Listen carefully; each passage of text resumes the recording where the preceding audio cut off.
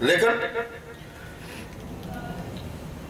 یہ جو تین میں نے بیان کی ہیں، میرا یہ ایمان ہے، میرا وجدان یہی کہتا ہے کہ معاف ہے تیسری غفلت کے، اسے غفلت کہا جا سکتا ہے، ایسی غفلت تو بچ سکتا ہے، لیکن کوئی بھی اللہ کے سوا کسی کو معبود نہیں جانتا، اور نہ ہی اللہ قادر مطلق ہے، اس کے علاوہ کوئی کسی دوسرے کو کہے کہ وہ قادر مطلق ہے، وہ نہیں کہہ سکتا۔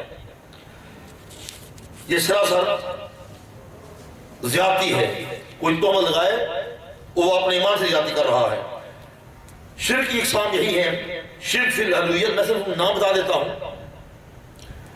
ان کی جو تشریحات ہیں ان میں جانے سے بہت وقت چاہیے اور وہ سمجھ میں باتیں نہیں آئیں گی۔ بہرحال شرک فی الالوہیت، شرک فی الربوبیت، شرک فی الاسماء والصفات، شرک فی التحریم، شرک فی الاحکام، یہ 5 اس کی اقسام ہیں۔ پھر اس کی شاخیں ہیں، اس کی بہت سی شاخیں ہیں، تو کل تقریباً 12 بنتے ہیں۔ بہرحال بڑے افسوس سے یہ کہنا پڑتا ہے کہ بعض لوگوں نے فقط شرک کی رٹ لگا رکھی ہے، نہ وہ اس کی اقسام جانتے ہیں، نہ اس کی تشریحات جانتے ہیں، ان کے معنی پہ غور نہیں کرتے، آیات قرآنی پہ غور نہیں کرتے، فقط ایک فتویٰ بازی کی مشین لگا رکھی ہے اور ہر بات میں فتویٰ بازی کرتے رہتے ہیں، جس سے نقصان ہوتا ہے۔ دوستان محترم، شرک کوئی ہلکی چیز نہیں ہے، کوئی معمولی عمل نہیں ہے، یہ بہت بڑا جرم ہے، بہت بڑا جرم ہے، جسے اللہ نے ظلم عظیم کہا ہے۔ یہ کوئی ایسی ٹوپی نہیں ہے جب چاہے جس کے دل اس کی مرضی ہے جس کے سر پہ فٹ کر دیں، ایسی نہیں۔ جب تک یہ ساری اقسام انسان کو علم نہ ہو، اس وقت تک وہ کسی امر واقعہ پر شرک کا فتویٰ نہیں دے سکتا۔ اگر اس علم کے بغیر وہ فتویٰ بازی کرتا ہے تو وہ خود مجرم ہے، اپنے ایمان کا وہ جنازہ نکال رہا ہے، ایمان کو خراب کر رہا ہے۔ اس لیے ایمان بچانے کے لیے ضروری ہے کہ فتویٰ بازی کرنے والے بھی اس علم کو جانیں اور علم کے بغیر فتویٰ بازی نہ کریں۔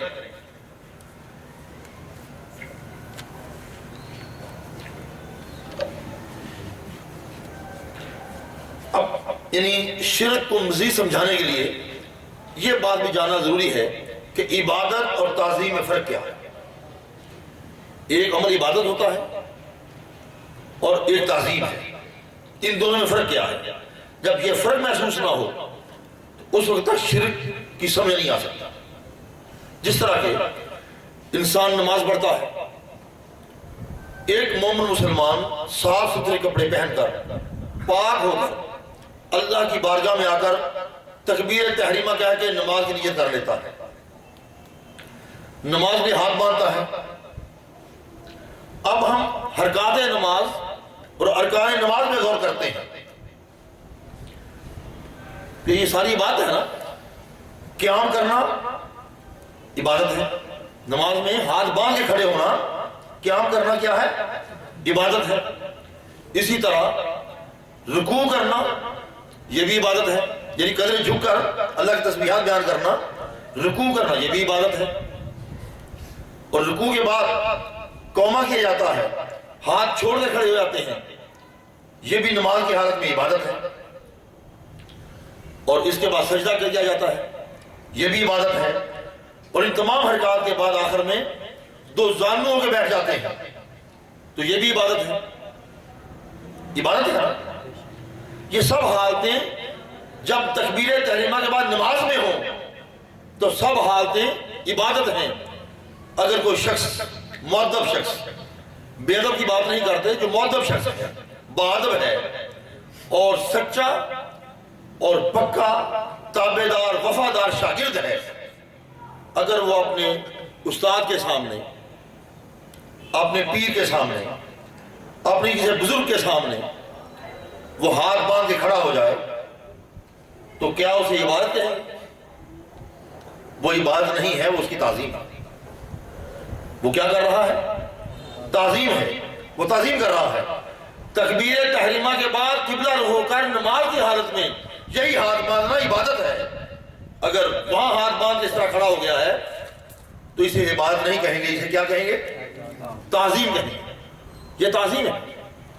اور وہی شخص اگر قدرے جھک کر اپنے استاد یا پیر کے ہاتھ چوم لیتا ہے، اسے رکوع نہیں کہیں گے، تعظیماً جھکنا کہیں گے، اور یہ تعظیم ہے، عبادت نہیں۔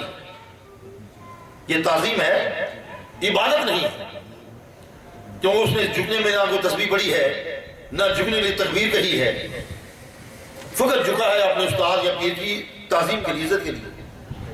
تو یہ تعظیم ہے، عبادت نہیں ہے۔ اگر وہی شخص